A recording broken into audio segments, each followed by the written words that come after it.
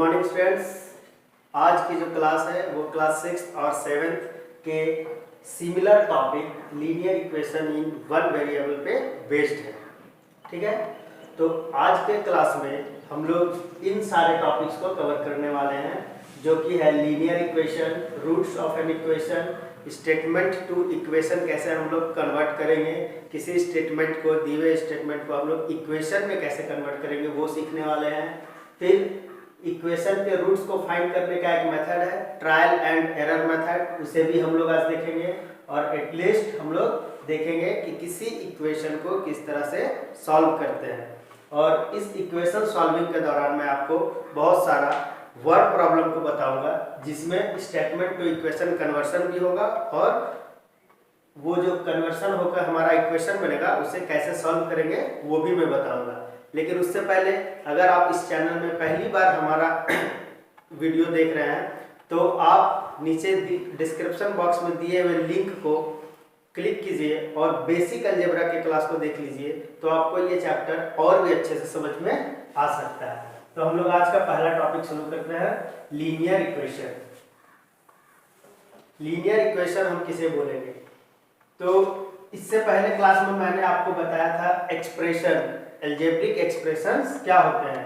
तो equality sign के साथ दो या दो से अधिक, इक्वलिटी साइन के साथ दो या दो से अधिक एक्सप्रेशन को हम क्या बोलेंगे? लीनियर इक्वेशन बोलेंगे। ठीक है, तो ये एक एक्सप्रेशन था इक्वलिटी साइन के साथ, हम सपोज यहाँ बोलते हैं 2x + 10। तो ये क्या हो गया? एक एक्सप्रेशन हो गया है, और इस एक्सप्रेशन को हम किस तरह से सॉल्व करेंगे वो हम लोग आगे सीखने वाले हैं। तो ऐसा जरूरी नहीं कि आपका दोनों साइड LHS और RHS, ये सब मैंने आपको बताया है। LHS क्या होता है, RHS क्या होता है, लेफ्ट हैंड साइड और ये राइट हैंड साइड। तो ऐसा जरूरी नहीं कि दोनों साइड वेरिएबल हो, ऐसा भी हो सकता है कि आपके LHS में वेरिएबल हो और RHS में वेरिएबल ना हो, या फिर इसका रिवर्स, LHS में कोई कांस्टेंट टर्म है और RHS में वेरिएबल है। तो आपको डिफरेंट टाइप ऑफ इक्वेशन देखने को आज मिलेंगे। ठीक है, अब देखिए क्या है, हमारे पास है रूट्स ऑफ इक्वेशन। किसी भी इक्वेशन के हम लोग रूट को कैसे फाइंड करेंगे? सपोज हमारे पास है x + 5 = 10। तो यहाँ पर जो वेरिएबल होता है, जो लिटरल टर्म होते हैं वो अननोन होते हैं, उनका वैल्यू क्या है वो हमें फाइंड करना है। तो जो यहाँ पर x का वैल्यू हम फाइंड करेंगे उस वैल्यू को हम लोग बोलेंगे रूट ऑफ इक्वेशन। ठीक है, तो यहाँ पर आपसे बोला जा रहा है कि 5 को किस नंबर के साथ जोड़ेंगे कि वो 10 बन जाए। इसका कहने का क्या मतलब है? इस इक्वेशन का मतलब है 5 को किस अननोन नंबर के साथ जोड़ेंगे कि वो 10 बन जाए। तो आप बता सकते हैं कि 5 में हम 5 को जोड़ देंगे तो हमारे पास 10 आ सकता है। तो देखिए ये जो x का वैल्यू आया ये कैसे आया? ये आया 5। तो यहाँ पर हम लोग डायरेक्ट 5 लिख दिए हैं x का वैल्यू।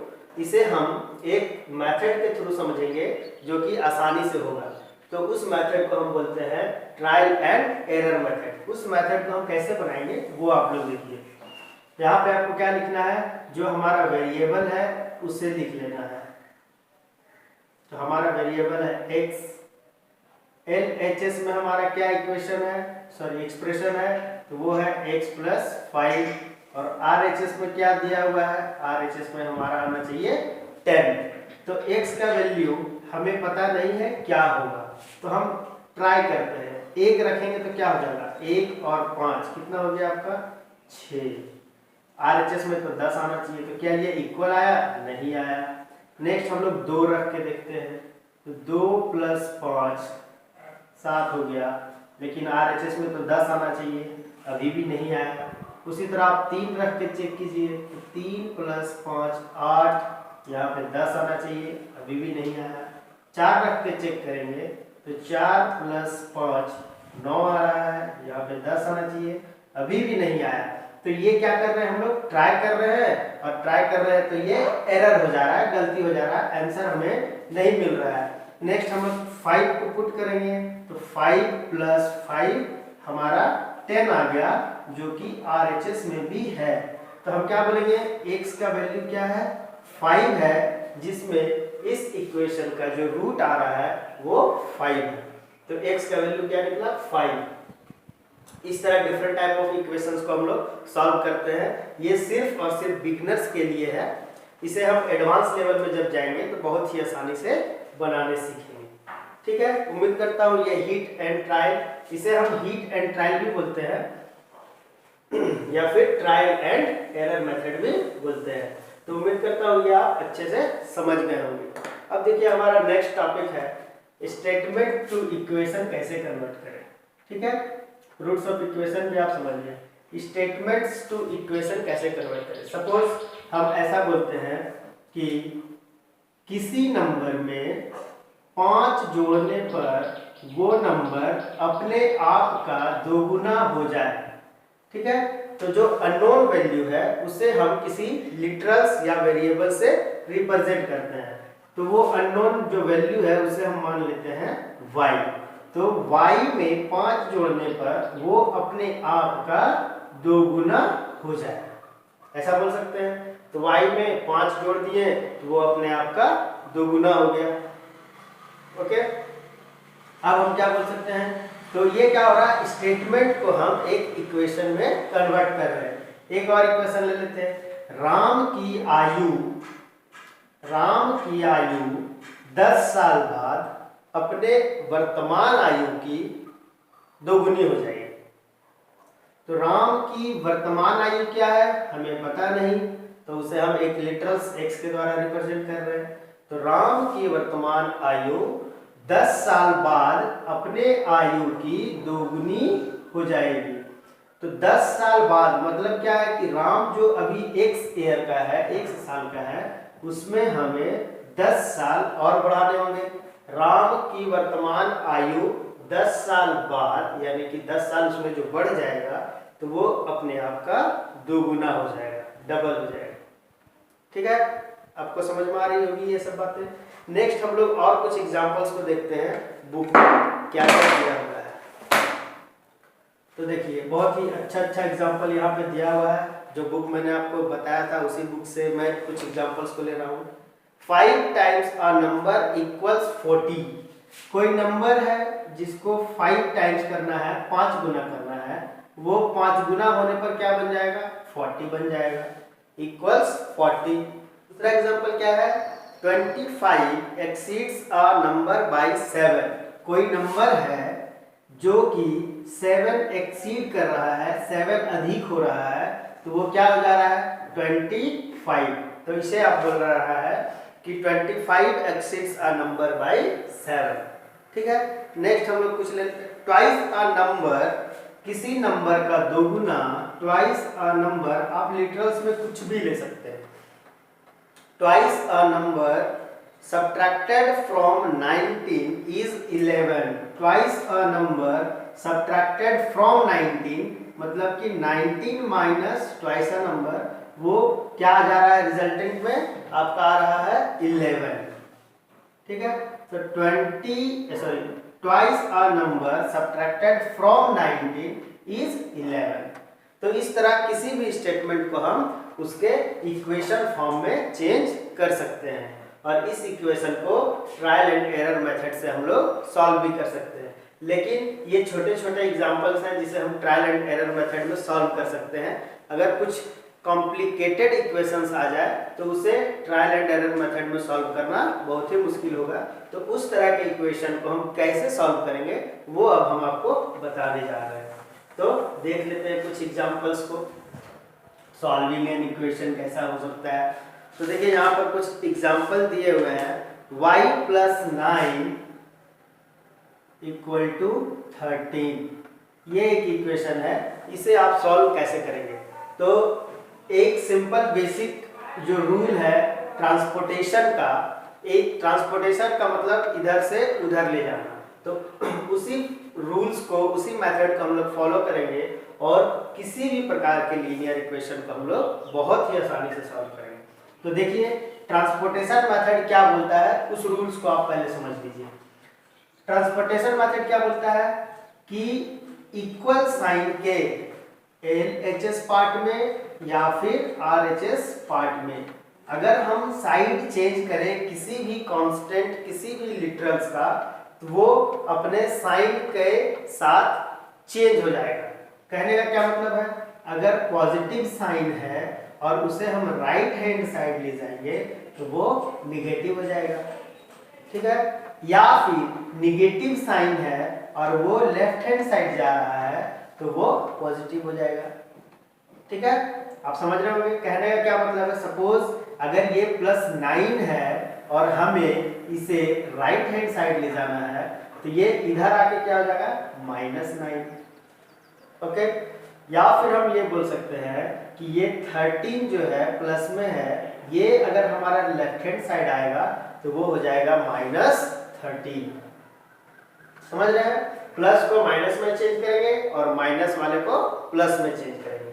उसी तरह अगर कोई मल्टीप्लिकेशन के साथ रिलेशन में है और वो राइट हैंड साइड जाना चाहेगा तो वो डिवीजन साइन में चेंज हो जाएगा, डिवीजन के रूप में चेंज हो जाएगा।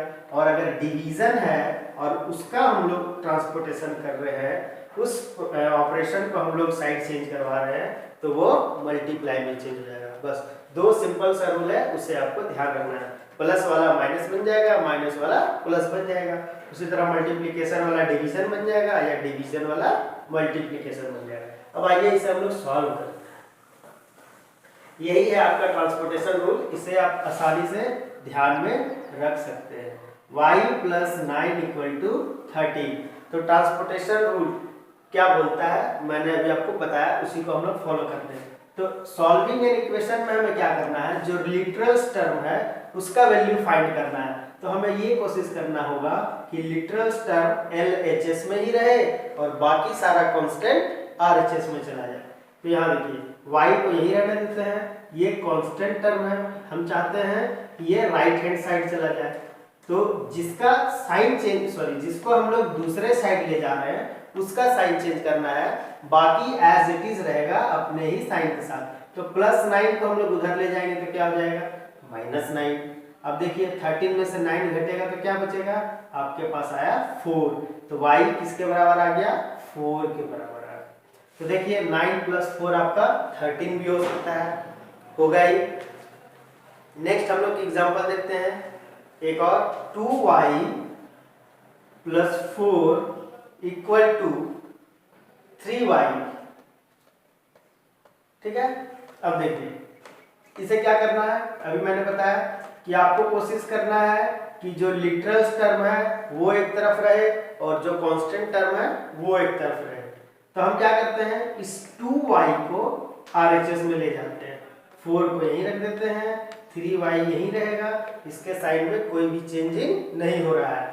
2y उधर जाएगा तो इसके आगे क्या है, कोई साइन नहीं है, मतलब प्लस छुपा हुआ है। तो प्लस इधर आके क्या बन जा रहा है, माइनस बन जा रहा है।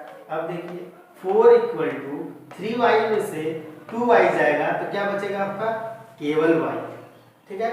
अगर ये सब्ट्रैक्शन आपको नहीं आ रहा है अलजेब्रा का तो आप नीचे डिस्क्रिप्शन बॉक्स के लिंक में जाइए, वहाँ पर मैंने बेसिक अलजेब्रा की जो क्लास ली है उसका लिंक डाल दिया है, आप उन लेक्चर्स को देखिए, ये सारी चीज़ें आपको बहुत ही आसानी से समझ में आने लगेगी।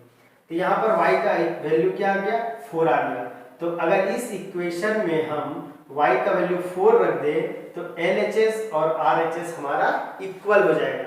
देखिए कैसे हम लोग इसे चेक भी कर सकते हैं कि जो आंसर हमारा आ रहा है, जो रूट ऑफ इक्वेशन निकला है वो हमने सही निकाला है या नहीं निकाला है। तो चेक करने के लिए आप LHS में जो एक्सप्रेशन होगा उसे लिखिए, 2y + 4, y का वैल्यू हम लोग क्या लाए 4, तो यहाँ से आप पुट कीजिए 4 + 4, ये पहले हम लोग मल्टीप्लाई करेंगे, 8 + 4 क्या आ गया आपका 12।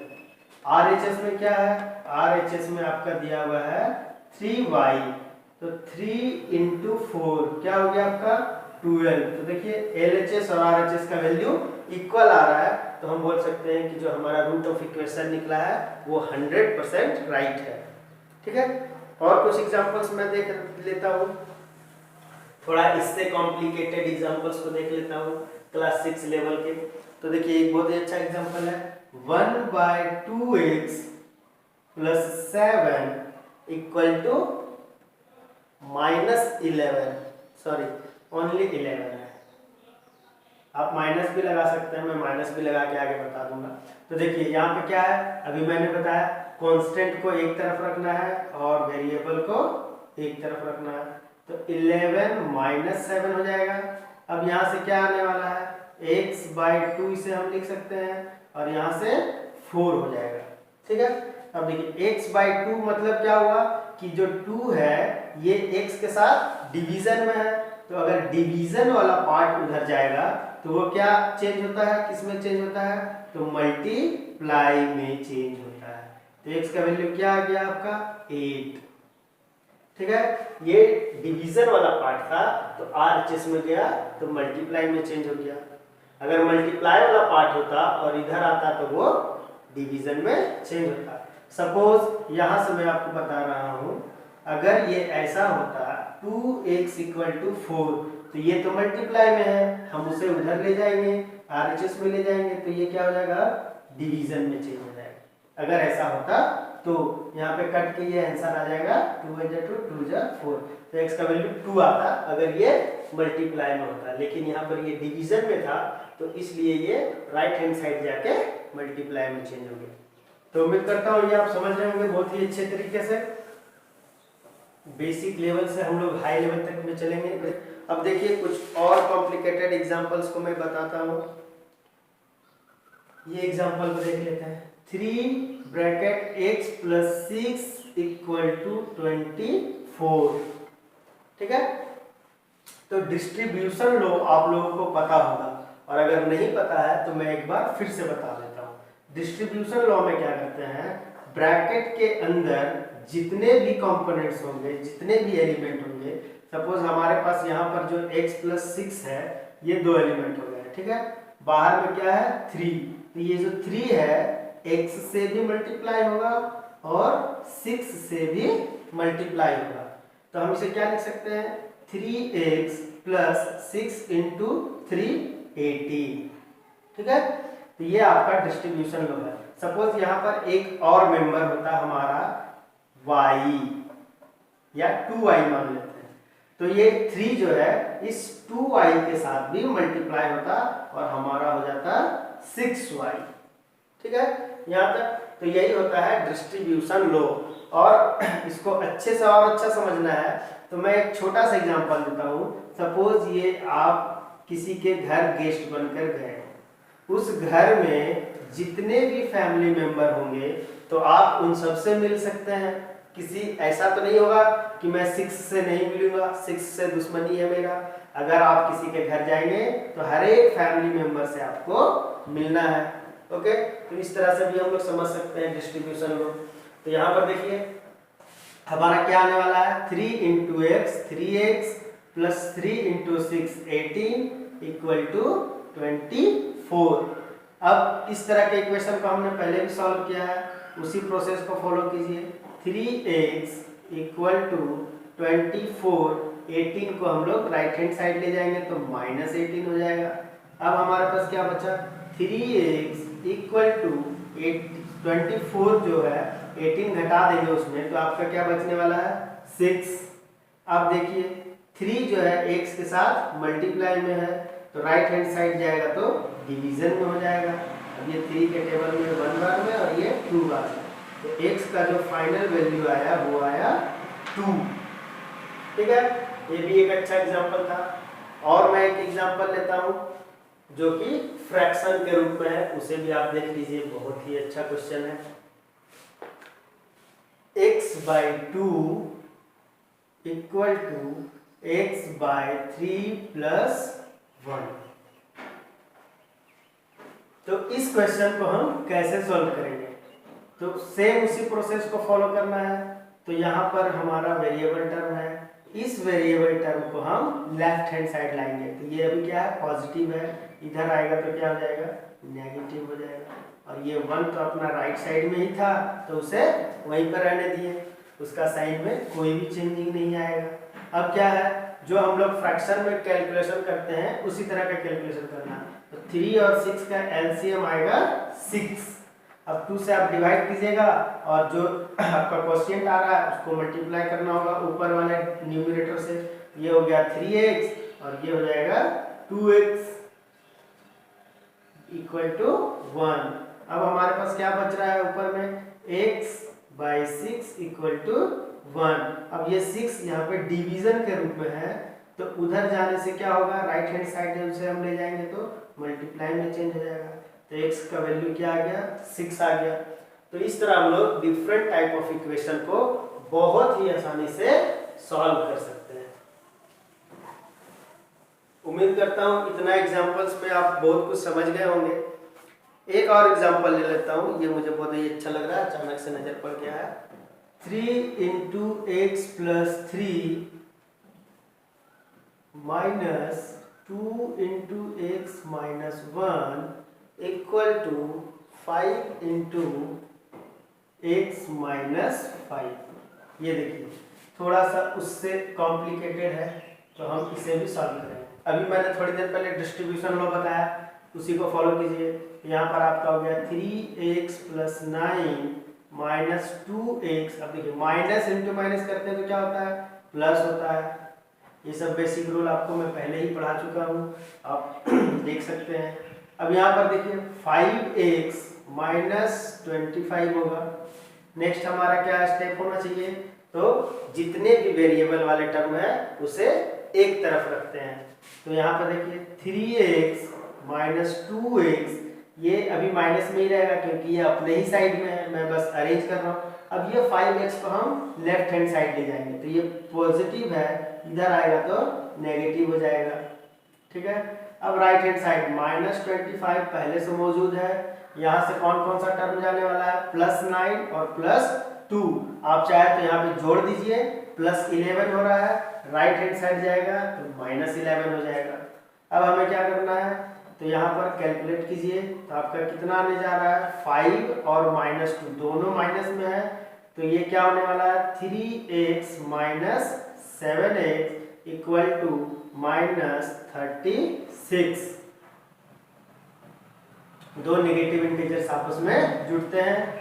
नेक्स्ट हमारा क्या है, यहाँ से आने वाला है -4x इक्वल टू -36। अब देखिए यहाँ पे बहुत ही अच्छा एक कॉन्सेप्ट है, इसे ध्यान में रखना है, कंफ्यूज नहीं होना है। हमें क्या करना है, इस 4 को राइट हैंड साइड ले जाना है, तो x इक्वल टू -36 तो यही है। अब ये देखिए ये मल्टीप्लिकेशन के साथ है, x के साथ जो रिलेशन है -4 का वो क्या है, मल्टीप्लिकेशन के साथ है। तो इस पूरे -4 को हम उधर ले जा रहे हैं, ये -4 डिवीजन में आ जाएगा। इस माइनस को हम यहाँ पे पॉजिटिव नहीं बनाएंगे, क्यों, क्योंकि -4 को हम पूरा ले जा रहे हैं। ठीक है, तो माइनस साइन आपस में ये कैंसिल हो गया, 4 के टेबल में 9 टाइम्स में 36 आ गया, तो x का वैल्यू क्या आ रहा है, 9 आ रहा है। तो इस तरह के भी हम लोग प्रॉब्लम को बहुत ही आसानी से सॉल्व कर पाए। बस बेसिक कॉन्सेप्ट्स को आपको ध्यान में रखना है, कहीं भी कोई भी गड़बड़ी नहीं होगी आपसे। नेक्स्ट क्वेश्चन हम लोग अब क्या करेंगे, अब कुछ वर्ड प्रॉब्लम को देखते हैं कि वर्ड से हम लोग कैसे इक्वेशन में कन्वर्ट करेंगे और उस इक्वेशन को किस तरह से सॉल्व करेंगे। अब हम लोग कुछ वर्ड प्रॉब्लम्स को भी देख लेते हैं। पहला प्रॉब्लम है, if 9 is added to a certain number. कोई नंबर है, तो जो भी वेरिएबल हमें नहीं पता होता है, सॉरी जो भी डाटा हमें नहीं पता होता है उसे हम वेरिएबल के रूप में मान लेते हैं। तो सर्टेन नंबर क्या है पता नहीं, तो लेट नंबर जो है हमारा वो है x। तो x में से 9 को जोड़ा गया, 9 is added to a certain number, वो नंबर क्या है हमें पता नहीं, रिजल्ट इज 11। ठीक है, तो आपको क्या करना है, x जो सर्टेन नंबर है उसका न्यूमेरिकल वैल्यू क्या है हमें नहीं पता, तो उसमें 9 जोड़ रहे हैं, तो हमारा जो रिजल्ट आ रहा है वो 11 आ रहा है। तो x का वैल्यू क्या होना चाहिए आप बताइए। अभी इक्वेशन जो हमने सॉल्व किया है उसके हिसाब से क्या करेंगे, 9 को राइट हैंड साइड ले जाएंगे तो वो माइनस में चेंज हो जाएगा, x इक्वल टू +2। तो x का वैल्यू क्या आ गया 2, मतलब कि वो सर्टेन नंबर क्या है 2 है, बहुत ही छोटा नंबर है। नेक्स्ट क्वेश्चन हम लोग देख लेते हैं, थोड़ा सा कॉम्प्लिकेटेड में, ये सब सिंपल था। If a number is tripled, कोई नंबर है जिसे ट्रिपल करना है, 3 गुना करना है, कर दिया हमने। एक एक स्टेप करके फॉलो करेंगे तो कोई भी वर्ड प्रॉब्लम बहुत ही आसानी से इक्वेशन में चेंज हो जाएगा। तो if a number is tripled and the result is increased by 5, कोई नंबर है उसे हमने ट्रिपल कर दिया, तो ट्रिपल करने से ये क्या हो गया 3x। रिजल्ट में, इस रिजल्ट में 5 इंक्रीज किया गया, 5 बढ़ाया गया, तो हमारे पास क्या आ रहा है, वी गेट 50, हमारे पास 50 आ रहा है। मतलब कोई नंबर है उसके 3 गुने में 5 अगर हम जोड़ दे तो वो 50 हो जा रहा है, तो वो नंबर क्या हो सकता है, आइए हम लोग चेक करें। तो यहाँ पर क्या करना है, 3x इक्वल टू 50 और ये 5 उधर जाके माइनस में, बहुत ही आसानी से 3x इक्वल टू 45। अब क्या करना है, ये मल्टीप्लाई में है, उधर जाएगा राइट हैंड साइड, तो अपना संबंध बदल के डिवीजन में आ जाएगा। 3 के टेबल में 15, तो x का वैल्यू क्या आ गया 15। अब देखिए 15 को 3 गुना करेंगे तो 45 होगा, 45 में से 5 ऐड करेंगे तो 50 होगा, मतलब हमारा इक्वेशन सही बना है। इस तरह से हम लोग चेक भी कर सकते हैं। अब देखिए एक एज बेस्ड प्रॉब्लम को हम लोग बनाते हैं कि उम्र से संबंधित कैसा संबंध प्रॉब्लम हो सकता है। Reena is 6 year older than her brother Ajay. कौन कौन सा कैरेक्टर है हमारे पास, रीना है और उसका ब्रदर अजय है। तो बोल रहा है Reena is 6 year older then brother Ajay, Ajay से 6 ईयर ओल्डर है, 6 साल बड़ी है, ठीक। तो अजय जितना भी साल का होगा उससे 6 साल अधिक होगी रीना। नेक्स्ट बोलता है if the sum of their age is 28, तो अजय कितने साल का है, हम मान लेते हैं x, तो रीना कितनी साल की हो जाएगी, x प्लस 6, 6 साल बड़ी है। और दोनों के एज का सम, तो सम ऑफ एज जो आ रहा है वो क्या हो जाएगा, सम ऑफ एज वो हो जाएगा x प्लस 6, ये हो गया आपका अजय का एज और ये हो गया रीना का एज। तो सम जो है वो 28 ईयर है। What are their present age, तो ये जो सम आने वाला है x प्लस 6 का, ये किसके इक्वल आएगा, ये 28 हो जाएगा। यहाँ से हमारा क्या आने जा रहा है, 2x प्लस 6 इक्वल टू 28 और x equal to 2x equal to लिखना ज़्यादा अच्छा होगा, स्टेप वाइज हम लोग बनाते हैं। 28 माइनस 6 और x इक्वल टू 28 में 6 जाएगा तो 22/2, तो यहाँ पे हमारा क्या आने वाला है, x का वैल्यू 11। तो हम बोलेंगे अजय जो है 11 साल का है और उसकी बहन 6 साल बड़ी यानी कि 17 साल की है, ठीक है। अब एज पे ही रिलेटेड एक और सवाल को देखते हैं। एक एक करके सारे कॉन्सेप्ट को बहुत ही अच्छे तरीके से मैं बताना जा रहा हूँ, आप उसे ध्यान से देखिए और पढ़ते रहिए। तो देखिए Mrs Goyal is 27 year older than her daughter Rekha, Rekha और उसकी माँ, रेखा है और मिसिस गोयल जो है उसकी मदर है। तो क्या बोला जा रहा है फिर से, Mrs Goyal is 27 year older than her daughter Rekha, Rekha से ये मम्मी जो है, माँ जो है वो 27 साल बड़ी है। तो रेखा कितने साल की होगी, मान लेते हैं x, तो माँ कितने साल की हो गई, x जो उसका साल है अपना उससे 27 साल बड़ी, बड़ी है मतलब ज्यादा है तो जोड़ेंगे। Next after 8 year she will be twice as old as Rekha. अब देखिए यहाँ पे बहुत ही अच्छा टर्म आ रहा है, आफ्टर 8 ईयर, तो हम जो यहाँ पे लिखे हैं रेखा 8 साल की है, सॉरी x साल की है, तो 8 साल बाद क्या होगा, रेखा का जो उम्र है वो x ही रहेगा क्या, नहीं, 8 साल बाद जो है रेखा की उम्र में भी 8 साल की बढ़ोतरी होगी। तो आफ्टर 8 ईयर रेखा जो है x प्लस 8 साल की हो गई, और जो माँ है वो कितने साल की हो जाएगी, तो माँ अभी प्रेजेंट में कितना है x प्लस 27, और उसमें 8 साल बढ़ा देंगे, तो ये हमारा जो मदर का एज है वो x प्लस 35 हो जाएगा। यहाँ पे आप समझ रहे हैं, ये 8 साल बाद की बात कर रहा है, तो जो प्रेजेंट एज है उसमें हम लोग 8 साल को जोड़ देंगे। यही अगर बोला जाए 8 साल पहले, मतलब अभी अगर कोई 10 साल का है तो 8 साल पहले वो कितने साल का था, 2 साल का था। मतलब अगर पीछे की बात करेंगे तो प्रेजेंट एज में उसको घटाना होगा। ठीक है, यही कॉन्सेप्ट को आपको ध्यान में रखना है। तो 8 साल बाद रेखा 8 प्लस 8 हो गई, x प्लस 8 हो गई, और मदर x प्लस 35 हो गई। तो यहाँ पे क्या बोल रहा है, after 8 years she will be twice as old as Rekha. 8 साल के बाद रेखा जितने साल की है उसका 2 गुना हो जाएगी उसकी मम्मी।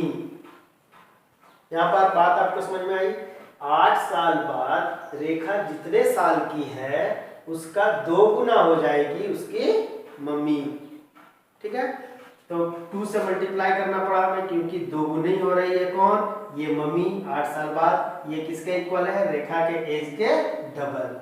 अब इसे आप सॉल्व कीजिए, तो हमारे पास 2x plus 16 equal to x plus 35। अब आप एक साथ दो स्टेप को कर सकते हैं, x को इधर ले आते हैं 2x माइनस x, और 16 को उधर ले जाते हैं 35 माइनस 16। तो 2x में से x घट गया तो x बचेगा, और 35 में से आप 16 घटाइए तो आपके पास कितना बचने जा रहा है, 19। ठीक है, तो x का वैल्यू क्या है, 19। तो रेखा जो है अभी जो है प्रेजेंट एज रेखा की क्या है, 19 ईयर, और मदर में क्या कर लेंगे 19 प्लस 27 कितना हो जाएगा आपका 46। ठीक है, तो उम्मीद करता हूँ ये सारे क्वेश्चंस और लेक्चर आपको बहुत ही अच्छे से समझ में आ गए होंगे। मैं कुछ स्क्रीनशॉट्स लेकर आपको होमवर्क के तौर पे कुछ सवाल बनाने के लिए देता हूँ, उसे आप बनाइए और जो भी डाउट्स है कमेंट्स कीजिए। ठीक है, इन सारे प्रॉब्लम्स को देखने के बाद मैं एक क्लास इस पे और रखूंगा, और उस दिन हम सिर्फ सवालों को हल करेंगे। अलग अलग तरह के सवाल को मैं आज कलेक्ट करता हूं, और कल के लेक्चर में हम डिफरेंट टाइप ऑफ क्वेश्चंस को देखेंगे, क्लास 6 और 7 के कंबाइंड रूप को। ठीक है दोस्तों, लॉकडाउन 4.0 की शुरुआत हो चुकी है। आप घर में रहिए, सुरक्षित रहिए, और इस YouTube चैनल को सब्सक्राइब कर लीजिए और हमारे साथ पढ़ते रहिए। Thank you.